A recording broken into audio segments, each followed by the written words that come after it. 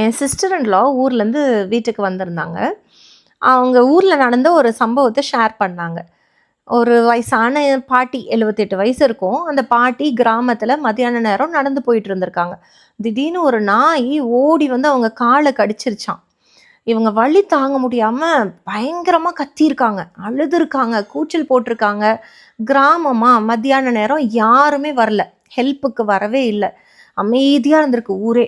இவங்க பயங்கரமா சத்தம் போட்டிருக்காங்க, யாரும் வரல. இந்த நாயும் கடிச்சது பாருங்க, அது வாயை எடுக்கவே இல்லையாம். நல்லா கிரிப்பா பிடிச்சிக்கிச்சு.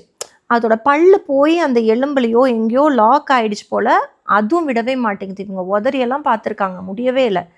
இதுக்கு மேலே யாரும் வரமாட்டாங்கன்னு சொல்லி இந்த பாட்டி அவங்களோட கையை அப்படியே நாயோட வாய்க்குள்ளே விட்டு அப்படியே இழுத்து தூக்கி போட்டுட்டாங்க. அவங்க இழுத்து போட்டதில் அந்த நாய் இறந்தே போச்சு. நாயோட வாய் அப்படியே டேர் ஆகி இருந்திருக்கு.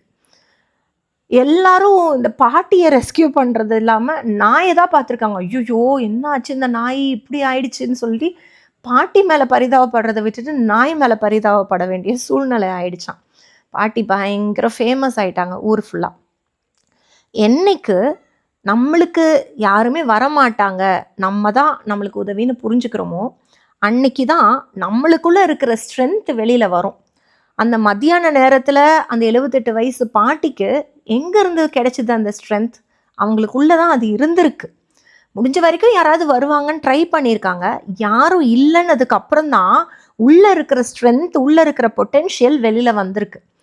நிறைய டைம் நம்மளுடைய வாழ்க்கையிலையும் யாராவது வரமாட்டாங்களா, யாராவது எனக்கு ஹெல்ப் பண்ண மாட்டாங்களா, சப்போர்ட் பண்ண மாட்டாங்களா, என்னை தூக்கி விட மாட்டாங்களா, இந்த உதவி எனக்கு செய்ய மாட்டாங்களா, என்னை மோட்டிவேட் பண்ண மாட்டாங்களா, என்னை இன்ஸ்பயர் பண்ண மாட்டாங்களா, நீங்கள் வெயிட் பண்ணிகிட்டே இருந்தீங்கன்னா கடைசி வரைக்கும் அந்த ப்ராசஸ் நடக்கவே நடக்காது.